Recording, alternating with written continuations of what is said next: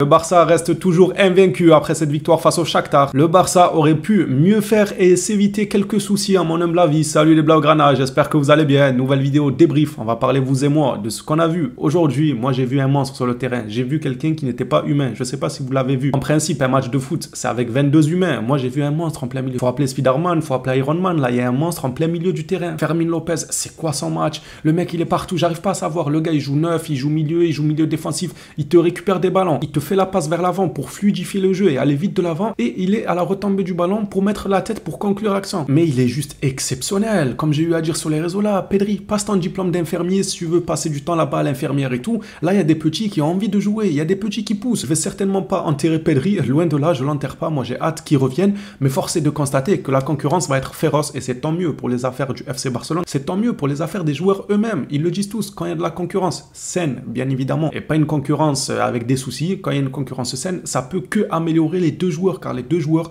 vont se surpasser. C'est ce qui va se passer. Pedri, Fermin, Gavi, Frenkie de Jong. C'est quoi cette armada au milieu de terrain? Les gars, ils vont tous se donner à fond. Moi, ce que j'attendais de Pedri, j'attendais de lui qui passe une étape depuis un long moment derrière, je le vois en Fermin Lopez. C'est-à-dire le gars qui prend son courage à deux mains, qui n'hésite pas à casser des lignes d'un coup, qui n'hésite surtout pas à prendre sa chance de loin. Il a le pied gauche et le pied droit. Vous avez vu sa première occasion? Déjà les 10 premières minutes, là, quand il fait un crochet du gauche, je crois. Ensuite, il essaye de finir du droit, c'est n'importe quoi. Le gars, il est trop fort. À la tête, il est là. Du pied gauche, il est là. Du pied droit, il est là. À la récupération, il est là. Le Barça maîtrisait totalement leur match. Je les trouvais intéressants dans le pressing, même si de leur côté, les adversaires, franchement, des fois, ils s'en sortaient bien. Faut dire ce qui est, ils ne voulaient pas balancer forcément tout le temps de l'avant. C'est louable de leur part. Ils voulaient jouer en 1-2, sortir le ballon de leur surface. Des fois, ça a failli leur porter préjudice et des fois, ils l'ont bien fait. Mais c'est pas pour autant que le Barça n'a pas maîtrisé son pressing ou quoi. Moi, je les ai trouvés intéressants. Je les ai trouvés là en pressing, du moins déjà la première mi-temps. Ensuite, ce qui s'est passé en deuxième période, c'est que tu mènes 2-0. J'ai envie de dire, il y a de l'eau pour tout le monde. On commence un peu à se reposer sur ses lauriers. On est un peu plus tranquille. Et qu'est-ce qui se passe? Excès de confiance. Sur l'action du but qu'encaisse le FC Barcelone, c'est clairement un excès de confiance. On ne peut pas poser un autre terme autre que celui-ci sur cette action-là en particulier. Bien évidemment, le marquage de, comment il s'appelle notre colonel là? J'oublie son nom tellement pour moi c'est lunaire qui soit au FC Barcelone. Roméo.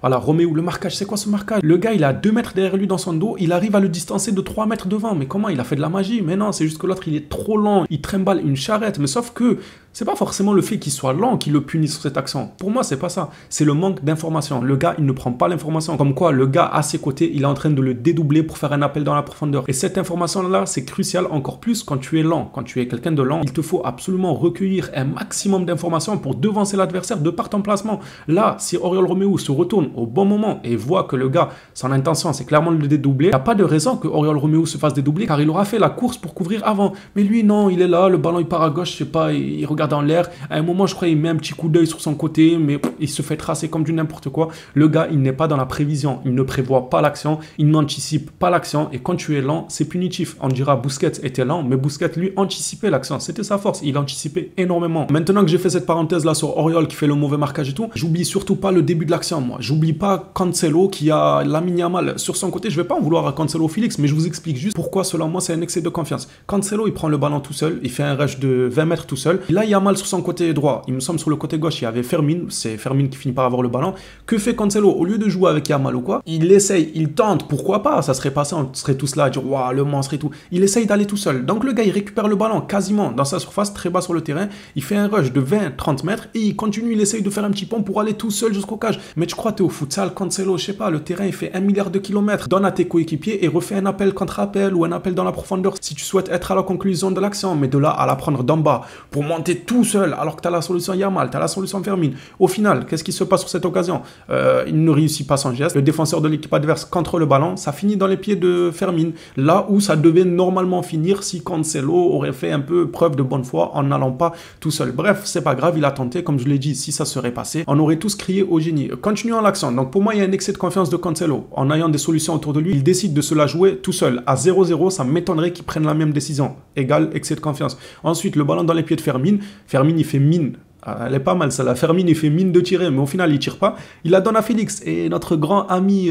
Joao Félix, qu'est-ce qu'il fait avec le ballon? Il nous fait une feinte de frappe pour ensuite faire un crochet alors qu'il y avait Gundogan dans son dos. Si on re-regarde bien l'action, si Joao aurait voulu jouer plus simple, il aurait pu jouer plus simple. Seulement, il est parti lui aussi dans un délire de, voilà, faire quelque chose, retourner le défenseur et tout. Oui, mais il n'y a que 2-0. Un seul but avec un excès de confiance, un seul but et ça relance l'adversaire. C'est exactement ce qui s'est passé. Félix, excès de confiance sur cette action, suivi d'un Cancelo qui pour moi, c'est lui qui a ouvert le bal de l'excès de confiance, c'est lui qui a voulu tenter seul. Félix l'a dû se dire, allez, tant qu'à faire, je vois Cancelo, il fait des rushs de 100 mètres. Allez, vas-y, on n'est pas une feinte de frappe près. Mais sauf que ça a été punitif. C'est cette action-là qui mène le but. Regardez bien, c'est cette perte de balle-là qui mène le but. Alors en réalité, ce n'est pas non plus dramatique. Comme je l'ai dit, je ne vais pas en vouloir à Félix, je ne vais pas en vouloir à Cancelo de vouloir faire des trucs de fou. Si ça serait passé, on les aurait applaudis. Mais à un moment donné, moi, ce que j'aurais aimé, c'est qu'à 2-0, on joue sérieusement pour aller chercher le 3-0. C'est pas en tente, etc. S'il y a 3, tant mieux. Non, c'est pas tant mieux. Regarde, tu te prends 2-1, tu finis par subir. Non seulement tu finis par subir en finissant à défendre dans la surface, premièrement.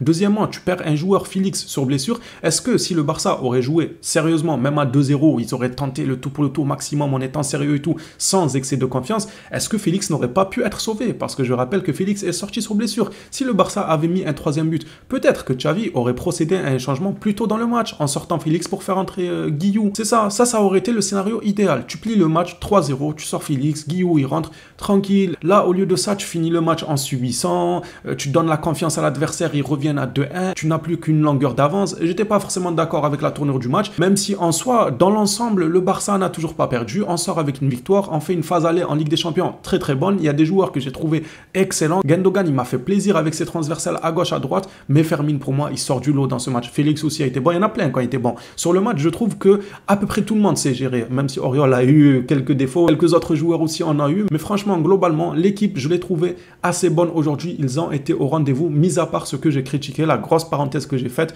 sur l'excès de confiance. C'est à ne pas reproduire ça. Peu importe le match, je sais pas quoi, il n'y a pas à avoir un excès de confiance et à tenter d'aller dans des rushs tout seul. Il y a plusieurs actions où on aurait pu tuer le match si nos joueurs faisaient un peu preuve, peut-être d'un peu plus de lucidité pour donner à leur coéquipier à côté de lui au lieu de la tenter tout seul. Et je ne parle pas que de l'action de Cancelo et Félix. Il y en a eu plein d'autres où le joueur qui avait le ballon aurait pu la décaler juste d'1 mètre ou 2 pour que son coéquipier soit largement mieux positionné. Après, personnellement, pour l'instant, c'est au stade de départ. Il n'y a rien, c'est pas alarmant, c'est des détails que je relève. Mais par contre, ça sera à un stade d'urgence si je vois que ce genre d'action-là, ça devient récurrent, qu'on en voit tout le temps, que le Barça, voilà, au lieu de la passer à un tel, le gars, il va la tenter seul et tout. Ça, c'est mauvais. C'est très, très mauvais. Aujourd'hui, il n'y a pas mort d'homme. On sort avec la victoire. Je suis plutôt content. Dommage pour la blessure de Félix. Apparemment, rien de grave. Je prends des pincettes parce qu'à chaque fois qu'on dit rien de grave, au final, on nous annonce 3, 4 semaines, 6 semaines, tout ça. Apparemment, il a juste un petit bleu. Il sera absent 1 à 2 jours. Donc, normalement, il pourra être là pour le Classico. Je l'espère. Si on n'a pas Félix,